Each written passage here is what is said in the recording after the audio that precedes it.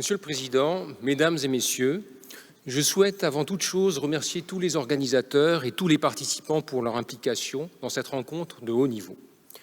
Une fois de plus, nous avons pu constater que le moteur franco-allemand est non seulement dynamique, mais qu'il est aussi visionnaire. Il permet de trouver des solutions innovantes et de développer des stratégies pour l'avenir. Et bravo aux plus jeunes d'entre nous avec leur projet Digital Skills for Future, qui combine astucieusement les questions écologiques avec le numérique, nous permettant d'appréhender le futur grâce au progrès de la technique. Malgré un intitulé très large et très idéaliste, la manifestation qui s'est tenue ces 2 derniers jours a été un formidable moment de rencontre interprofessionnelle et interdisciplinaire autour d'une question d'une actualité brûlante. L'Europe fait actuellement face à une crise énergétique historique, avec la montée en puissance des prix de l'essence, du gaz et de l'électricité, et nul ne sait comment cela va se terminer. Les gouvernements tentent d'y faire face. En France, chaque personne qui gagne moins de 2 000 € peut recevoir un chèque énergie de 100 €. Le gouvernement a mis en place un bouclier tarifaire, mais nous savons tous que ces mesures ne sont que provisoires. Les États doivent repenser la question de l'énergie et aussi celle de la santé. Et la pandémie a été là justement un facteur essentiel pour réaliser cela. Et cela n'est pas possible sans tenir compte des contraintes du développement durable. Or, si les États sont attachés à leur souveraineté, vos travaux ont montré pendant 2 jours que la société mondiale était considérablement interdépendante à tous les niveaux. Pourtant, le constat est simple. Non seulement il y a urgence, mais surtout aucun État n'est capable à relever à lui seul ce défi. Comme on l'a vu, ce défi concerne tous les domaines de la vie. Dans le programme, le développement durable a été analysé sous l'angle énergétique, de la santé publique et de la biodiversité. Cette progression thématique a permis de jeter les bases d'une vision prospective pour tenter d'anticiper l'avenir, et c'est bien cela le titre de notre manifestation. En somme, au-delà du bilan critique de la situation planétaire dans laquelle nous vivons, cette réunion d'experts est aussi un appel pour que le monde devienne plus éco-responsable et qu'il agisse sans délai. Ça a été rappelé dans tous les groupes disciplinaires. Les propositions que vous faites sont claires. Elles s'articulent d'abord autour des questions de communication qui permettent de préciser les contours du débat. La notion du développement durable a-t-elle évolué dans le temps ? Quelles sont ces différentes perceptions selon les cultures et selon les 4 coins du monde ? Ensuite, les aspects économiques ont souligné les limites du modèle actuel. Peut-on aller plus loin dans la responsabilisation ? Et enfin, il faut remodéliser le contrat social, co-construire un monde nouveau avec le citoyen, en décloisonnant les secteurs de l'énergie et en favorisant la mobilité.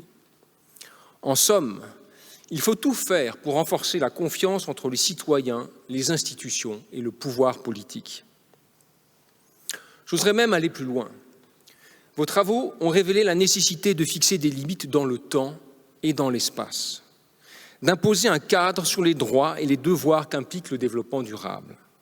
Car si tout le monde est concerné par la sauvegarde de la planète, il faut maintenant des résultats. La planète ne peut plus attendre. Tous les voyants sont au rouge.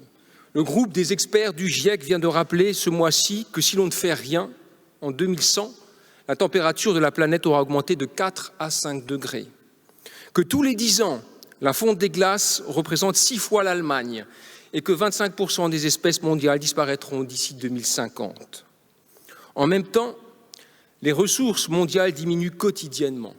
En 2021, le jour du dépassement était le 29 juillet, ce qui veut dire que tout le reste de l'année, nous consommons les réserves de la planète. Le secrétaire général de l'ONU a dit avant-hier que c'est un arrêt de mort. Alors, pour anticiper l'avenir dans ces conditions, que peut-on encore faire ? À mon avis, on peut agir à 3 niveaux.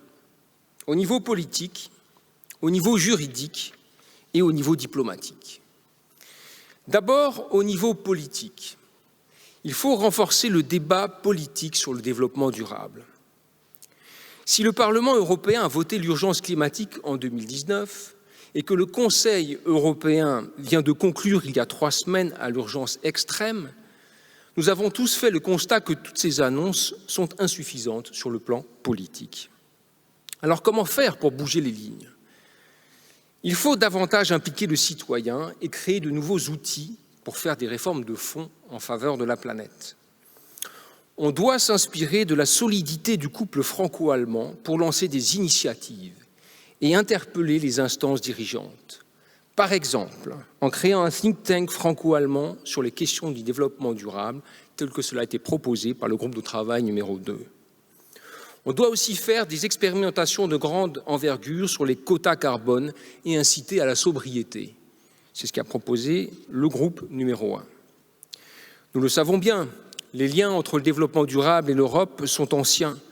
Les préoccupations environnementales remontent aux années 70, au sommet de Stockholm, en 72 précisément, et plusieurs projets sont nés ensuite, comme le livre vert sur la responsabilité sociétale en 2001 et l'obligation de définir seuls leur stratégie nationale en 2003. Or, tout cela s'est avéré insuffisant.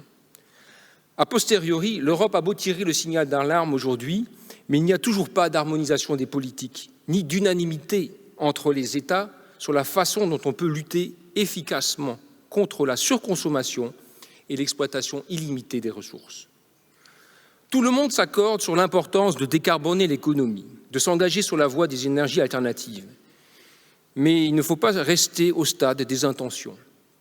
Grâce au think tank franco-allemand, on pourra montrer aux dirigeants que la société se mobilise avec des spécialistes et que le réseau de l'UFA n'est pas seulement un laboratoire d'idées, mais qu'il est devenu, grâce à vous, un acteur stratégique pour proposer des solutions d'avenir pour l'Europe.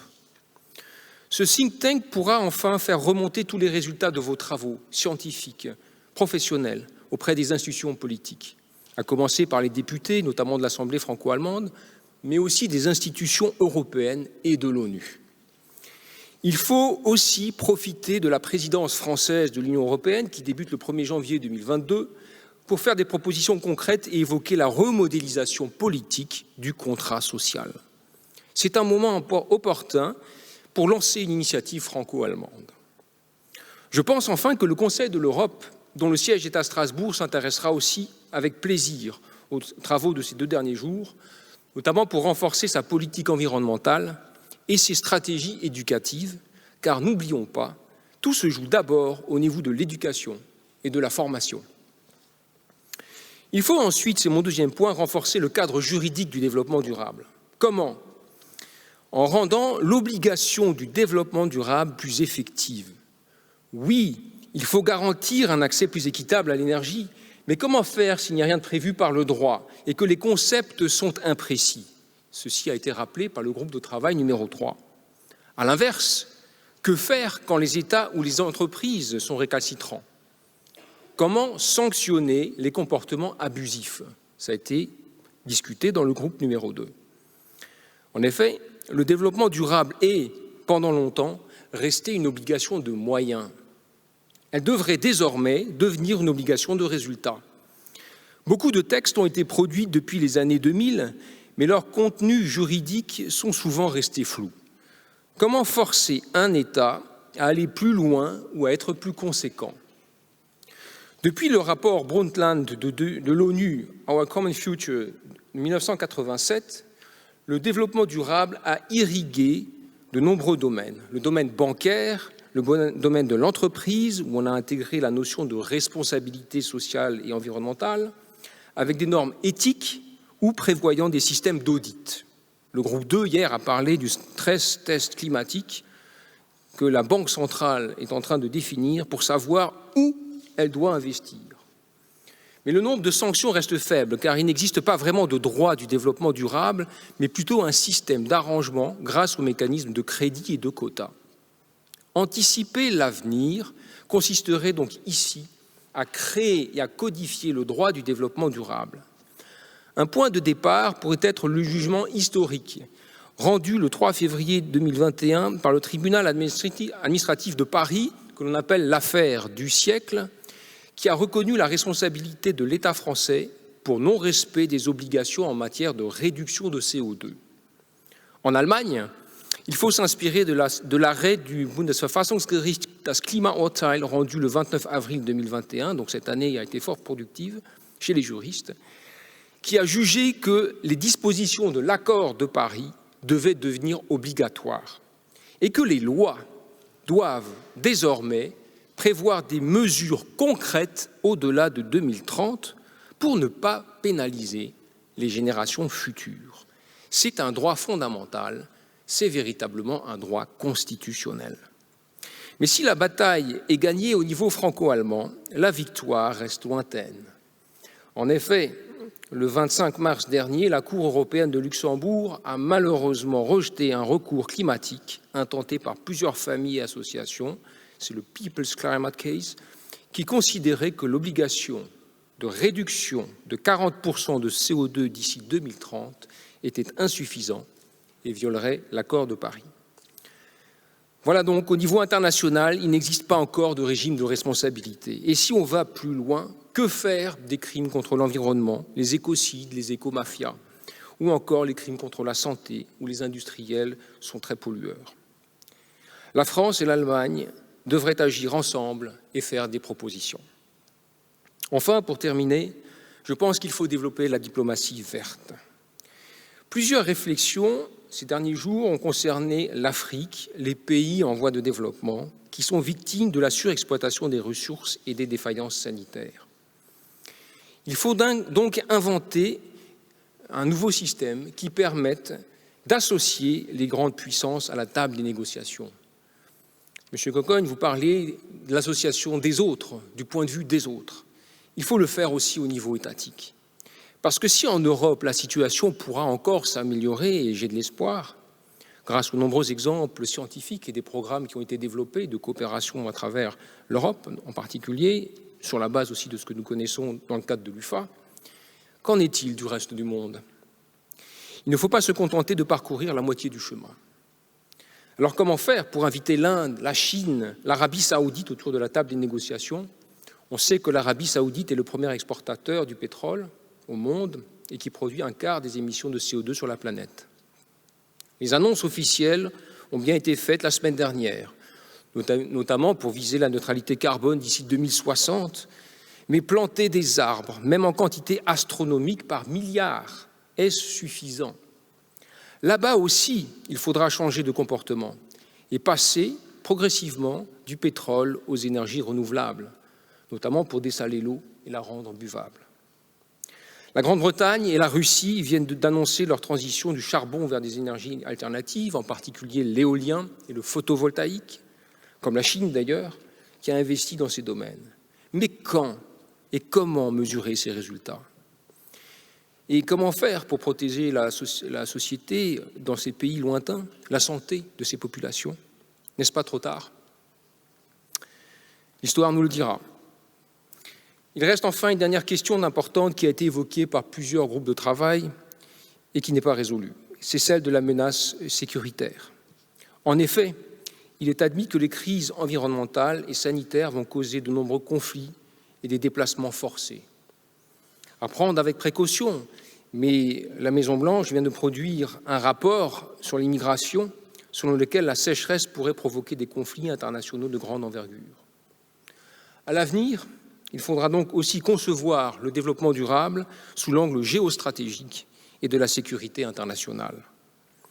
Le succès du développement durable dépendra donc de la conjonction de ces trois facteurs que je viens d'évoquer, le facteur politique, juridique et diplomatique. Et je suis convaincu que c'est au couple franco-allemand de prendre des initiatives et de faire des propositions pour sauver la planète. Je vous remercie.